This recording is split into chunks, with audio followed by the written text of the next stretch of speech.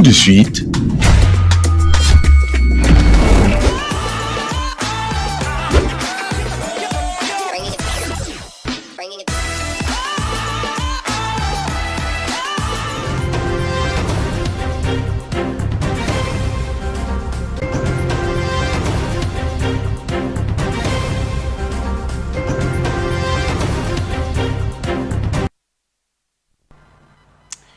il est 15h à Kinshasa, mesdames et messieurs, bienvenue dans cette grande édition du journal. Dans l'actualité, les commandants de ces opérations et gouverneur militaire de l'Ituri, le lieutenant-général Luboya Nkasha-Madjoni, a présidé une réunion de commandement à l'intention de commandants de grandes unités. Suivez ces détails.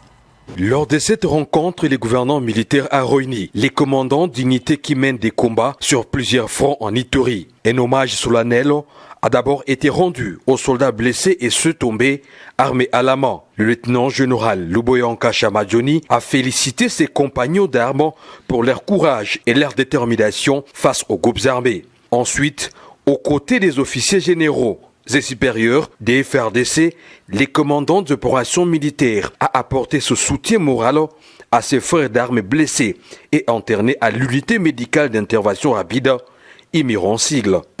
Le gouvernement militaire s'est rendu également au secteur opérationnel Ituri. Là-bas, un bilan à mi-parcours des opérations lui a été présenté. Nous avons au total 135 armes AK et nous avons 3 pièces RPG-7, nous avons 3 pièces de PKM-2, projectiles de 40 mm, avec une pièce de projectile de 40 mm.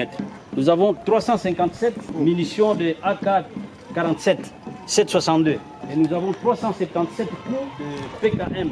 Dans cette première phase des opérations menées contre la CRP Zaïre de Thomas Lubanga alliés au M23, plusieurs miliciens ont été neutralisés. Des localités stratégiques et des sites miniers sont désormais sous contrôle des FRDC. Également, la réouverture des axes routiers Solenyama, Iga-Barrière, Lopa, Jina, Nizi, Mabanga restaure tacitement l'autorité de l'État. Un vœu profond du chef suprême des armées, Félix Antoine Tshisekedi Tshilombo.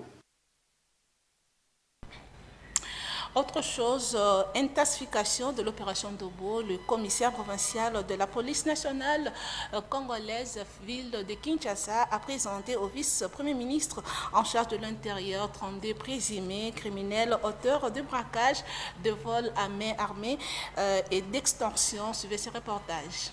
Au total, 32 criminels, auteurs des braquages, vols à main armée et extorsion ont été présentés ce jeudi 4 septembre 2025 au vice-premier ministre, ministre de l'Intérieur, Chabani Louko, après un coup de filet de la police nationale congolaise, ville de Kinshasa. Excellence, ça c'est la première bande. Au Kangaki, au Babomaki, Maman Moko, vendeuse de bijoux dans le marché central.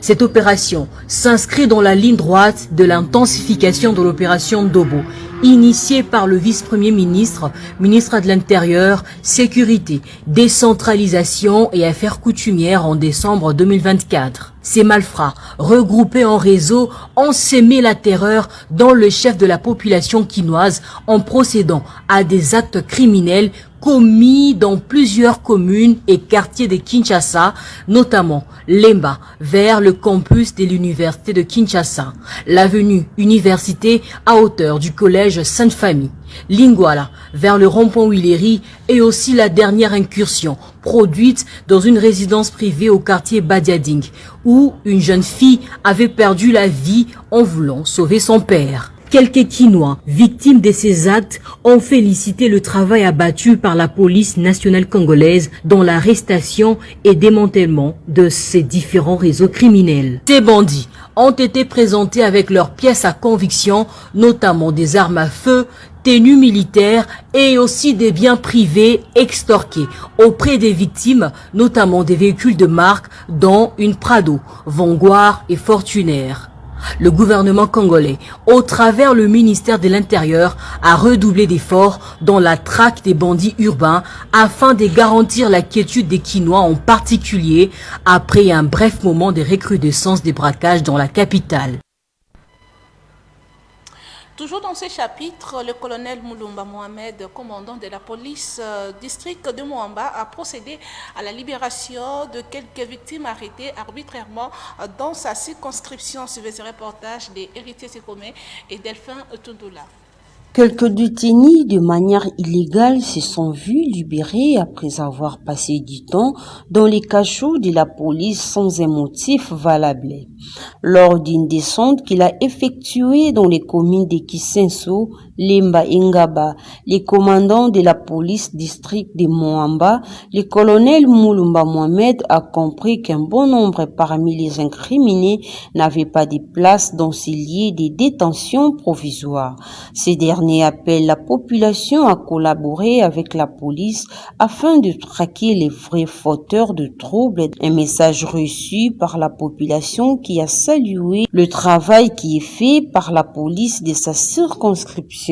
Au moment du Cambo, de façon que biso to sungabino. Ko aider biso zanine, ko dénoncer bana ya mabe, ba kuluna, ba to tumsabatu. Attention, on veut dire que non sur le bibo et que za mabe, zoka téléphone bengangai mon colonel. La ville na biso wana, na numéro tel, kuluna zawan, comme la yetel, azali mukuse, azamulai, azali pembe ou bien azamwindu. Au petit d'entrer c'est fini, yo fanye na yo. Juste pour ça le musala biso entre biso il y a la police et tel yote. Pour éviter bikanga kanga oyo il faut bo dénoncer bato mabe. Pour que vous pour ça d'apenza mbete ayibe ke oyo mutu mabe ye ayi ko base. Na ko zo kanga bikanga kanga après pour ya kotamiser. Mais pour éviter biloko na bo dénoncer bato mabe pour tuyambala moko tonga mutu mabe to kaina ye. Le commandant Mohamed Moulumba reste en alerte jusqu'à ce que la paix sera rétablie totalement dans les districts de Moamba. Et pour mettre fin à ce journal, le stade de martyrs et pour le choc de ce mardi 9 septembre entre la RDC et le Sénégal, comptant pour la 8e journée des éliminatoires à la Coupe du Monde 2026. Suivez ces commentaires de Andy Chiban. Mardi 9 septembre 2025, le stade des martyrs de la Pentecôte sera le théâtre du choc RDC-Sénégal, comptant pour la 8e journée des éliminatoires à la Coupe du Monde 2026. Pour ce choc au sommet du groupe B, ce temple du football congolais a subi un vrai coup de balai pour le mettre à la hauteur de l'événement.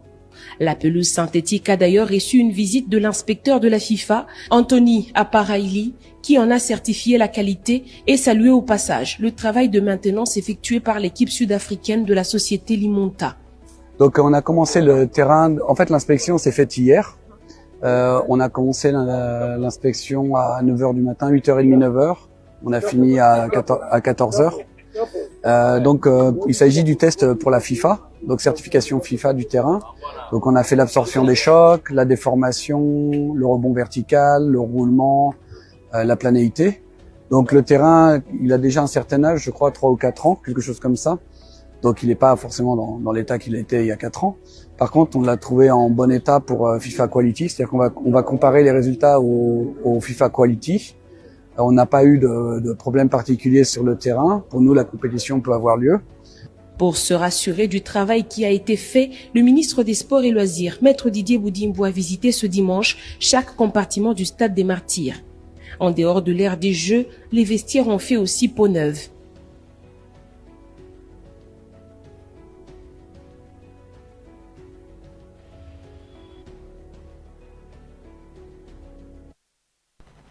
Ce journal est terminé. Merci pour votre attention. Merci à toute l'équipe de la rédaction. Je vous retrouve à 19h pour la suite des actualités. Mais d'ici là, portez-vous bien.